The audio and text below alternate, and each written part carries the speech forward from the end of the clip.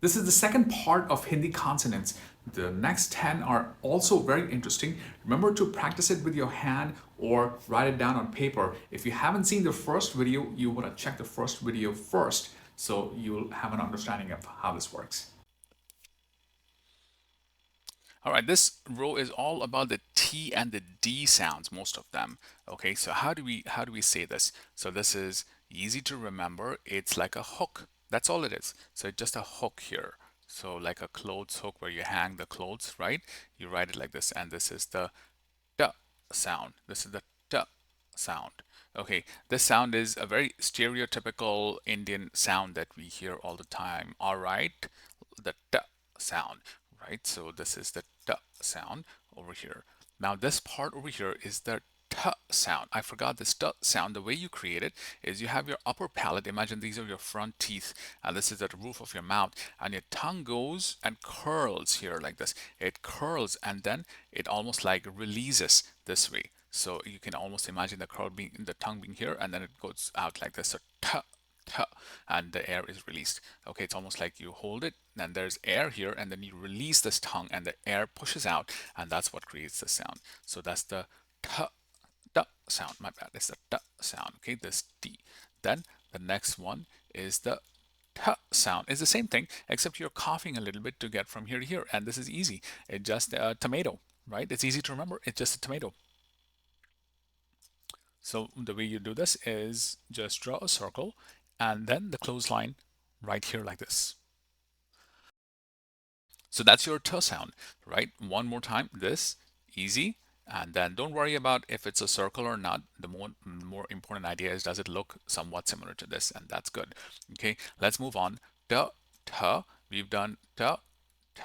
Now this one is the similar, which is the D sound, the D sound. It's easy to remember because if you put this and just put a bar here, it looks like a dollar symbol, right? So that's your D. So how do you write it? You write it like this. You have a bar, then you write S, and then this way. So it's easy to remember because it's the, you just put a line here, you can remember it's a dollar for D for dollar like this, right? So it's the D symbol, but you can write it as an S with a bar, and this is very easy to remember. Let's look at the next one. Obviously, after D comes the D sound. Is the same as a D, but you're just releasing more air. How do you know you're releasing the air? By your air is hitting your palm, right? So D becomes D, right? So this D. So how do you write it? It's very similar. You can see all of these, right? It's similar to the T sound. So except it's like, it's almost like the fingers are curled here inside. It's like a curl over here, right? That's all. So you write this like this. Again, like this. So you just put a bar and just try it like this. So right over here, and then you can put a bar over here, right? So that's the stroke mechanics of this consonant. And then the last one, this is the N sound. This is almost like an N, but it's like almost like you, again, all of these, you have the mouth. Imagine this is the top roof of your mouth. This is the front teeth. It goes back like this, and this is the N sound. Okay, this is the N sound. So this is how you'll say it. It's pronounced like this. It's pronounced like N, N, N. One more time, these three parts are not as important, but I'm just including it for completeness. So how do you write it? It's very easy.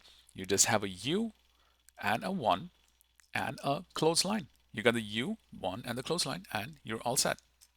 Okay, let's look at the soft sounds now. The same equivalent of the T and then the D sounds. I'm going to use the lowercase t now. This is a softer T sound. This is the D sound. The D, D. Okay, easy to write. It's got this part and then it's got this part, right? So it's got this piece here, this hook, and then it's got a straight line. And then you got the usual clothesline here, right? The thing that from which these are hanging. So you've got, one more time, it's got this one, it's got this, and then it's got this line. So try to write it down. Again, just even with your finger in the air, you can just write it down. I think it'll help you practice this. So this is the sound. Now, how do you pronounce this? How do you produce this sound? Again, you got the roof of the mouth, and these are your front teeth. Your tongue should touch it somewhere in this region. It's much easier to pronounce. In fact, you can easily pronounce this by putting it towards under the your front teeth. But that's the best way to pronounce it, but practically you can just put your tongue anywhere in this region and pronounce the same sound. It's very easy to pronounce this, and that's the sound. Let's move on to the next one, which is the same aspirated, the h count complement part of this, which is the t, the t sound. So it's this one is interesting. It's like this. It's almost like a two. Sometimes we write a two like this.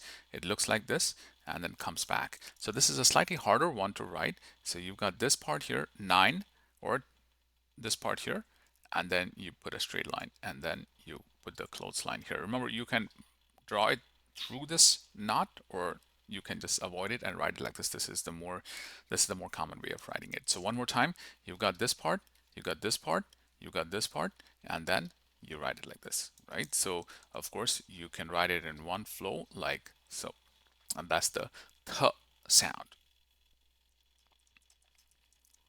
Next one is the D sound. Again, it's almost like the D sound, but this is the softer D sound.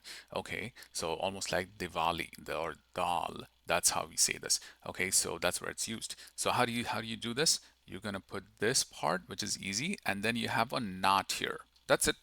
You have this, then you have a C, and you have a knot like this, and then you of course have this line, this horizontal line at the top.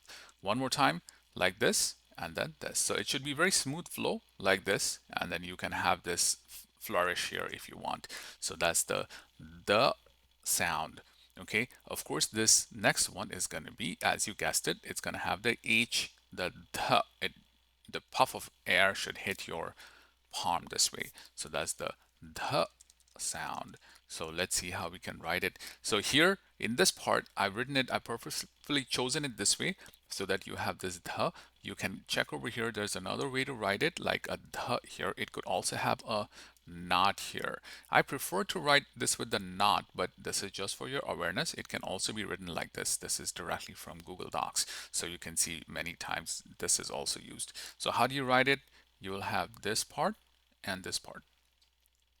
Then you put a line, and then you put the clothesline. Note that this is the sound. Okay, one more time. You've got this, and then this. It's almost like a 3 here, if you can imagine like this, but a reverse 3. Of course, a 3 is obviously like this, but then it's also got this not a 3 and then the bar. Note that this the, of course, this is the, looks very similar to the g sound that we did earlier. This is the g sound. So the g sound is here, and then the d sound is here. They look very similar, but their sounds are different. Then comes the very popular n. This is the standard n sound. So how does it look like? It looks like a nail, or even like a 9 if you can imagine, which is like kind of flipped over like this, or just a nail and a wall. It's easy to remember because N stands for nail. So you can just think about it like this, and you have a bar here. So this is the n sound, the n sound. So da ta da da n. That's your n sound over here. Very nice. Hopefully you're practicing all of them. Please try to use your finger, and in the air you can draw it as you're watching this video, or of course if you got paper, you can definitely write it. It's very satisfying to write these and practice them.